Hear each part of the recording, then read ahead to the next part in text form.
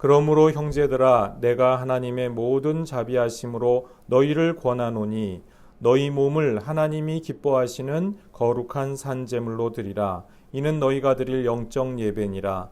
너희는 이 세대를 본받지 말고 오직 마음을 새롭게 함으로 변화를 받아 하나님의 선하시고 기뻐하시고 온전하신 뜻이 무엇인지 분별하도록 하라. 아멘.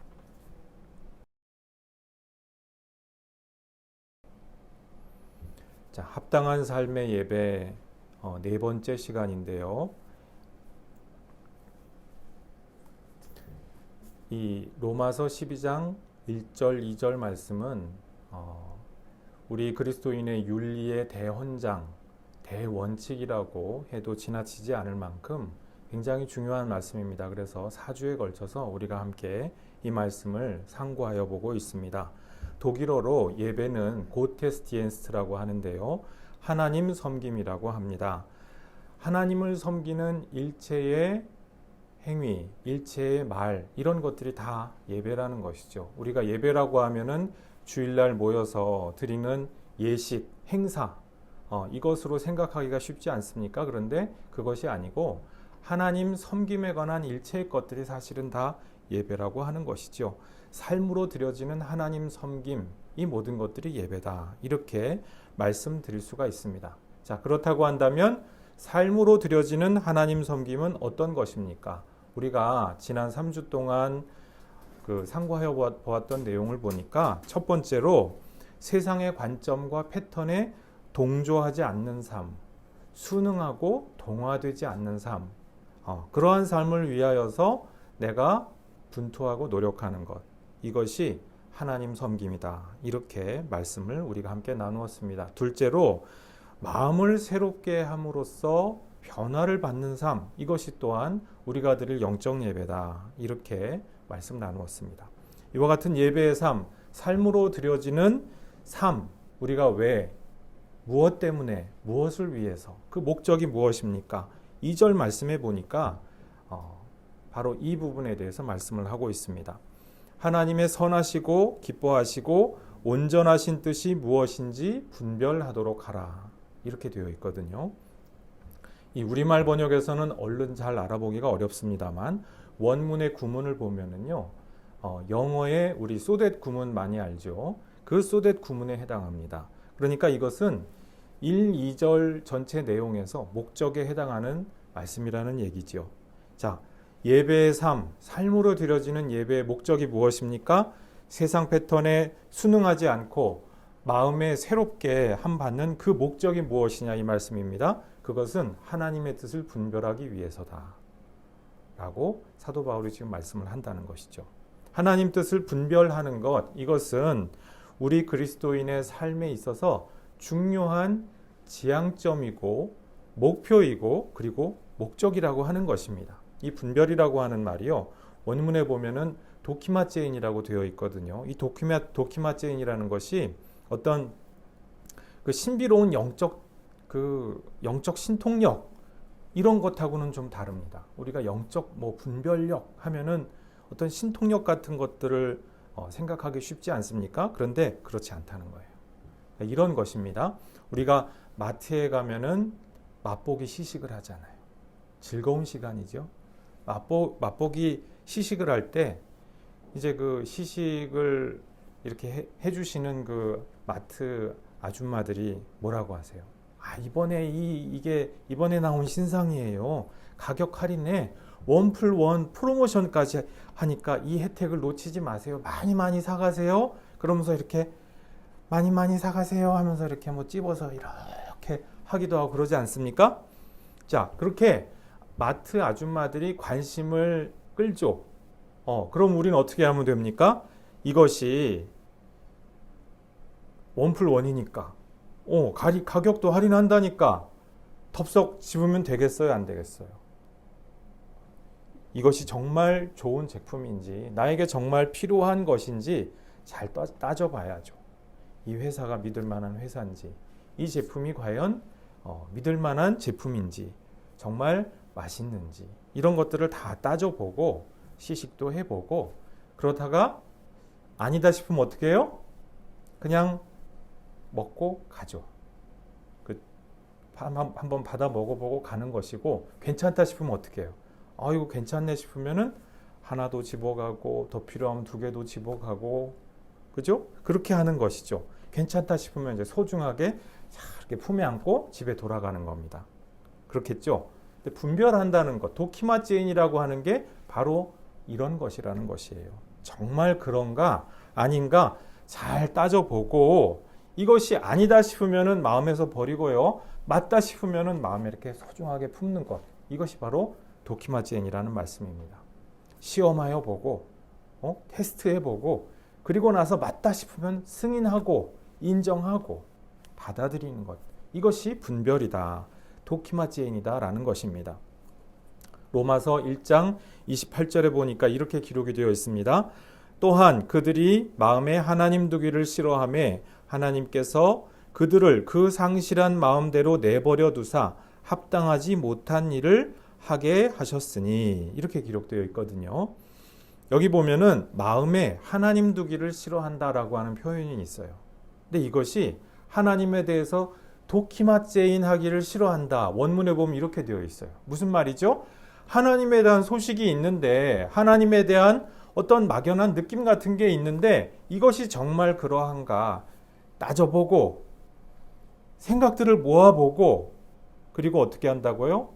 아니다 싶은 거는 버리고 맞다 싶은 거는 마음에 소중하게 품고, 이런 과정이 있어야 되는데 이렇게 하기를 싫어한다는 거예요. 왜 싫어하죠?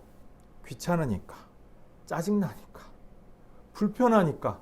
아니 뭐 하나님을 내가 마음에 품으면 품었지, 그 다음에 뭐 이렇게 하라는 게 많아, 뭐 예배도 드려야 된다고 그러고 성경책도 봐야 된다고 하고, 다 싫어, 나는 다 싫어. 그러니까 도키마제인, 하나님에 대해서 도키마제인 하지 않고 시험해 보고 승인해 보고 내 마음에 품기를 싫어하더라는 것입니다. 그 결과가 무엇입니까? 하나님 없는 삶을 살게 되죠. 하나님을 받아들이지 않는 삶, 그 결과 허무와 무가치에 굴복하게 되더라. 이것이 이제 사도 바울이 하는 말씀입니다. 우리 나니아 연대기라고 하는 작품을 알죠? 소설책으로도 나왔고, 그리고 영화로도 나온 적이 있는 유명한 작품입니다. 이 작품을 지은 작가, 영국의 C.S. 루이스라고 하는 분이 있는데요. 이분은 영국의 유명한 문학가이고 또 영문학자고 신학자이기도 합니다. 근데 이분이 어렸을 때는 엄마 아빠 따라서 이렇게 교회를 다녔다는 거예요. 뜻도 모르고 그냥 막 왔다 갔다 이렇게 한 거였죠. 근데 이제 청소년기가 되니까 질풍노도의 시기가 됐잖아요. 가만히 생각해 보니까 내가 신이라고 하는 걸 본 적이 없어. 그리고 뭐 기도하면 뭐 응답이 있다고 그러는데 난 잘 모르겠어. 말씀이 뭐라고 얘기하는데 난 졸리기만 하고 짜증나. 그래가지고 이게 정말 있는 것일까라는 의문이 들더래요. 그래서 교회를 떠나서 무신론자가 됐습니다. 그리고 이제 공부해가지고 대학에 진학을 한 거죠. 이제 그 명문대학교에 진학을 하고 나서 공부를 이렇게 하다 보니까 문득 의문이 들더래요. 아니, 그러면 정말 무신론은 맞나? 내가 보이지 않는다고 해서 그 무신론자가 되기로 했는데 정말 그럼 보이지 않으면 정말 맞는 건가? 그게 무신론이 정말 맞는 건가? 그런 생각이 들더래요. 이 문제에 대해서 진지하게 고민해 보니까 C.S. 루이스가 자기가 신의 존재 문제, 또 신앙의 문제, 삶과 죽음의 문제, 이런 것에 대해서 지금까지 정말로 진지하게 고민해 보고 탐색해 본 적이 없더래요. 진지하게 해본 적이 여지껏 없었구나 하는 것을 깨닫고 그때부터 깊이 있게 독서를 하기 시작했다고 합니다. 근데 처음에는요, 보이지 않는다고 하는 것을 믿는 유신론이 되게 어리석고 이상해 보이고요. 무신론은 보이는 걸 보이는 것을 믿겠다는 거잖아요. 그러니까 되게 이게 맞을 것 같아만 보였는데, 합리적일 것 같아 보였는데, 따져보면 따져볼수록 그 생각이 합리적이지만은 않더라. 막상 유명한 무신론자들이 하는 얘기를 들어보니까 뭔가 비약이 있더라는 거예요. 그리고 또 기독교 신앙은 또 굉장히 터무니없는 줄로만 알았는데, 하나하나 따져보니까 또 그 저명한 그 신앙인들이 그 써놓은 책이나 뭐 이런 것을 통해서 그분들의 생각을 따라가 보니까 생각보다 상당히 근거가 있더라는 거예요. 그 결과 어떻게 됐게요? 이 하나님을 믿는 것이 이 믿지 않는 것보다 더 합당하구나, 더 합리적이구나 하는 것을 깨닫고서, 이 깨달음을 알고서 잘 따져보고서 어떻게 했다고요? 하나님을 마음에 품기로 했대요. 마음을 돌려서 그리스도인이 되었다라고 하는 이야기입니다. 유명한 그리스도인이죠. 이분이 쓴 유명한 책들, 상당히 이렇게 쉽고 명쾌하게 잘 쓰여진 유명한 책들이 많은데요. 자, 어쨌든 이런 것이 바로 도키마제인, 분별하는 것입니다. 도키마제인은요, 그러니까 어떤 신비로운 통찰력, 신통력 같은 것이 아니에요. 내가 뭐 이렇게 기도 한번 빡 세게 하면은 막 그냥 쫙 이렇게 뭔가 싹 오는 뭐 그런 번뜩이는 신통력, 이게 아니라는 거예요. 또 이런 것이 있습니다. 소위 영적 분별력 얘기하는 분들 중에 뭐 프리메이슨이 어떻다, 일루미나티가 어떻다, 뭐 베리칩이 어떻다, 이런 식의 음모론을 계속 얘기하는 분들이 있어요. 처음에 들어보면은 이게 굉장히 재미가 있습니다. 자극적이고요. 뭔가 이렇게 와, 주님 오실 날이 가까웠구나 해가지고 뭔가 좀 이렇게 긴박하고 해가지고 상당히 인기가 좋습니다. 인터넷에도 이런 거 많이 퍼져 있고요. 그런데요, 내용을 하나하나 정확하게 주의 깊게 따져보면은 뭘 발견하게 되냐면 이게 좀 밑도 끝도 없다는 거예요. 막 그냥 마구잡이로 가져다가 그냥 어처구니 없이 얘기를 이렇게 지어내서 하는 경우가 굉장히 많다. 굉장히 많다라고 하는 것을 발견하게 되더라는 것이에요. 자, 우리가 이런 것들을 받아들여야 영적인 통찰력, 영적인 분별력이 있는 사람으로 인정받는 것입니까? 성경은 그렇다고 말씀하지 않아요. 더 영적이 되고 하는 것이 아니라는 말씀입니다. 오히려 해로운 것이죠. 우리가 분별력이 있다고 하는 것, 분별하는 것, 도키마제인 하는 사람이 되는 것은 그런 것과는 좀 다릅니다. 우리 그리스도인이 분별할 대상이 무엇입니까? 하나님의 선하시고 기뻐하시고 온전하신 뜻. 이것이 무엇인지 분별하는 것. 바로 이것이라는 것이에요. 우리 그리스도인들이 분별할 대상이 뭐라고요? 하나님의 뜻이라는 것입니다.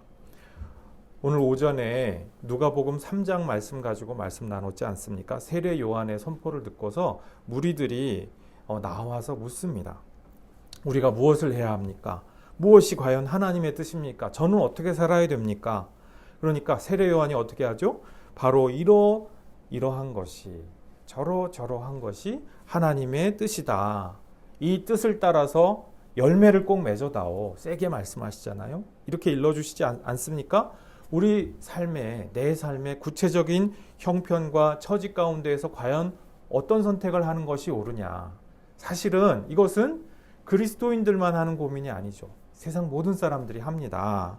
그런 고민 없이 살아간다면 너무 막 사는 거죠. 그죠? 그러면은 나중에 후회할 일이 반드시 있겠죠. 모든 사람의 고민이자 생애 과제가 바로 이 좋은 선택의 문제. 어떻게 살까 하는 그 문제입니다. 더더군다나 정말로 하나님께서 계신다면 내가 이렇게 혹은 저렇게 하는 게 정말 맞느냐, 이거 고민해 볼 문제잖아요. 물음을 갖지 않을 수가 없는 문제 아니겠습니까? 그 세례 요한 같은 분한테 가서 우리가 여쭤보고 답을 이렇게 탁 들으면 좋지 않겠어요? 그래서 세례 요한이 바로 이 설교를 듣고 나오는 무리들에게 그런 답을 주신 분이죠. 그런데 우리가 성령의 사역으로 말미암아 마음에 새롭게 함을 받아 변화가 된다면은 우리가 마치 세례 요한처럼, 마치 예언자와도 같이 그런 것들을 우리 구체적인 삶의 정황과 형편 가운데에서 우리 스스로 발견해 나갈 수 있게 된다는 것이에요. 하나님 보시기에 선한 것이 무엇인지 분별해 나갈 수 있게 된다고 하는 것입니다. 하나님이 과연 무엇을 기뻐하실까? 무엇이 하나님 보시기에 온전한 것일까? 우리가 그것을 따져보고 테스트해보고 그렇게 해서 헤아려서 어떻게 해요? 하나님의 것이 하나님이 보시기에 기뻐하시는 온전한 신 것이 이것이다. 받아들이고 그 길로 나아갈 수 있게 된다고 하는 것입니다. 성직자가, 목회자가 알려주어야만 그때야 비로소 아는 것이 아니고요. 우리가 각자 닥쳐진 우리의 삶의 선택의 기로에서 하나님이 주시는 그 지혜로 말미암아, 하나님이 주시는 영적 조명하심으로 말미암아 합당한 선택을 해나갈 수 있게 된다고 하는 것입니다. 우리 각자에게 하나님께서 분별해야 하고 또 할 수 있는 그러한 영적인 존엄과 책임을 주셨다. 이 말씀입니다. 달리 말씀드리면 영적인 자유를 주신 거예요. 자유에는 책임이 따르죠. 분별할 수 있는 자유를 주셨고 이 분별에는 책임이 따른다. 이렇게도 말씀을 드릴 수가 있습니다. 우리가 어떻게 이렇게 할 수 있습니까? 성령님의 조명하심을 통해서, 비춰주심을 통해서 어둡던 우리 마음이 새로워졌어요. 그리고 우리 존재가 그리스도 안에 있는 그러한 존재로서 변화함 받았어요. 그래서 이제는 할 수가 있는 거예요. 지금까지는 어둠과 죄와 사망의 굴레에 딱 갇혀가지고 할 수가 없었는데 이제는 그 죄의 권세에서 노임을 받아서 해방이 되어가고 있기 때문에 우리가 자유롭게 선택한다는 것이 가능하다 이 말씀입니다. 자, 이거는 영적인 신통력과는 아주 다르죠? 사람들이 영적 신통력을 두려워하고 또 뭔가 있을 것 같아서 막 점집에도 가고 그러는 것 아닙니까? 그런데 그것과는 아주 다르다 이 말씀입니다.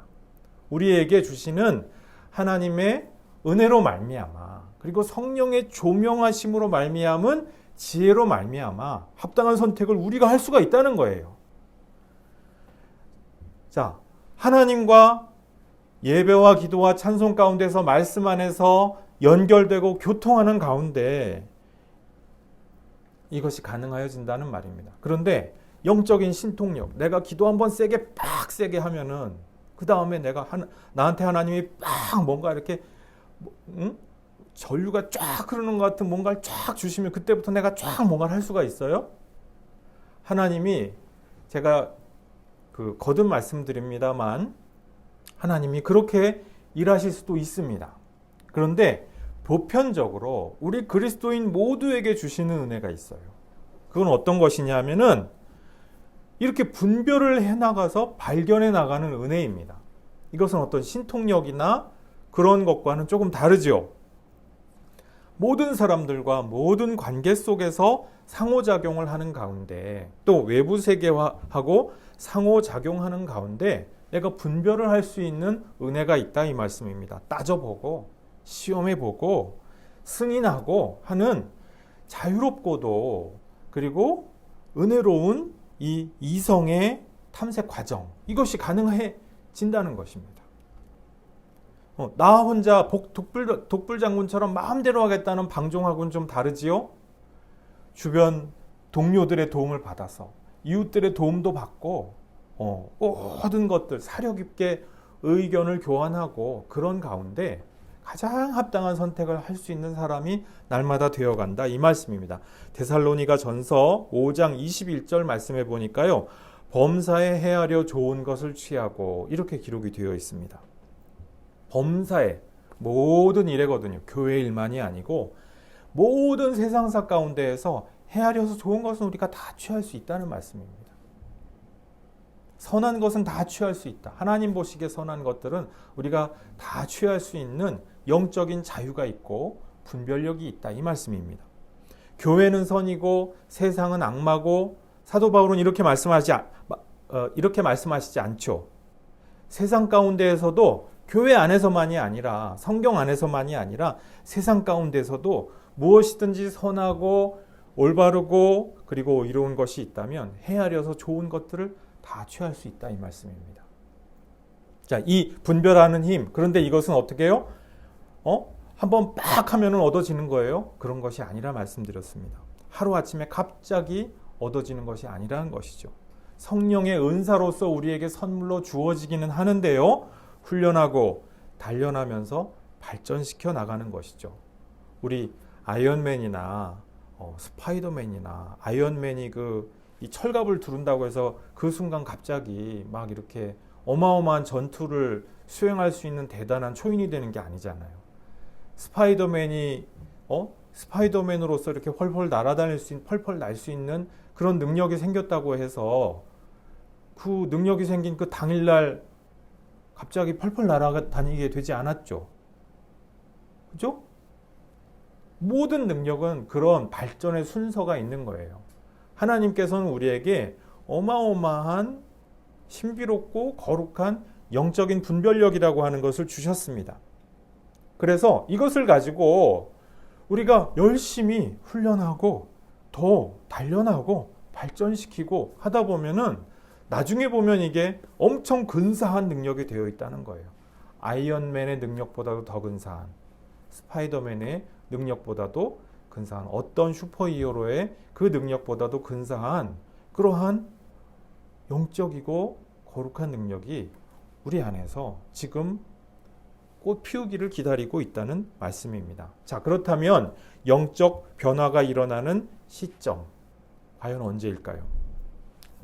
어느 날 천국 가면은 아니면 주님 재림하실 때 그때 내가 짠 하고 바뀌어져서 그때부터 내가 그렇게 영적인 분별이 막 되는 사람으로 그렇게 되는 것일까요? 그게 아니라는 거예요. 지금 여기 우리 인생 가운데에서 그것이 개발될 거라는 것이죠. 발전될 거라는 것이죠. 예. 우리가 당면한 여러 가지 삶의 문제들이 있지 않습니까? 하나님께서는 우리가 그 모든 과정 가운데에서 선하고 온전하시고 기뻐하시는 뜻이 무엇인지 잘 분별하는 것을 훈련하여 보기를 원하고 계십니다. 이미 시작되었다는 것이에요. 얼마만큼 어디까지 발전하고 성장할 수 있을까요? 우리는 그것을 가늠할 수 없어요. 우리의 작은 이 머리를 가지고 그 끝을 가늠하는 것은 불가능하다고 말씀드릴 수가 있어요. 우리는 죽는 그 순간까지 훈련하고 단련하고 발전하는 그 길 위의 존재, 도상의 존재가 될 것입니다. 근데 이 도상의 존재는 굉장히 멋있는 존재죠. 나중에 주님께서 재림하시고 우리에게 불멸하는 부활의 몸을 주실 때에는 지금 우리가 이 누리고 있는 이 세상에서의 삶보다 훨씬 더 영화로운 삶으로 변모될 것이기 때문입니다. 이것은 이미 시작되었어요. 그렇기 때문에 우리에게 고난도 있는 것이고 여러 가지 선택의 기로에 우리가 서게 하십니다. 이러한 모든 일들 가운데에서 하나님이 주시는 훈련의 기회를 감사히 받아들이심으로 말미암아 위대한 영적 여정에 다 함께 동참하시기를 주님의 이름으로 축복합니다. 함께 기도하시겠습니다. 아버지 하나님 감사합니다. 우리에게 여러 가지 삶의 문제, 당면한 여러 가지 위기와 그리고 선택의 기로를 주심 감사합니다. 주님께서 우리에게 이 모든 것을 주실 때 우리가 이 모든 것 가운데에서 주님의 기뻐하신 뜻, 선하신 뜻, 온전한 뜻이 무엇인지 분별하여 보도록 우리를 초청하고 계심을 믿습니다. 주님께서 주시는 은혜, 주님 우리가 성령의 조명하심으로 말미암아 잘 사용할 수 있게 도와주시옵소서. 우리가 이 안에서 발전하고 성장할 수 있게 도와주옵소서. 아름다운 열매 맺게 하여 주옵소서. 주님께서 주시는 이 귀한 은사 귀하게 꽃 피워 볼 수 있도록 은혜 내려 주옵소서. 또한 이로 말미암아 하나님께 영광 올려드리며 하나님을 온전히 섬겨드리는 영적 예배로서의 삶을 살아드리는 그러한 주님의 복된 성도들 모두 될 수 있도록 은혜 내려 주옵소서. 감사드리옵고 예수님 이름으로 기도드리옵나이다. 아멘.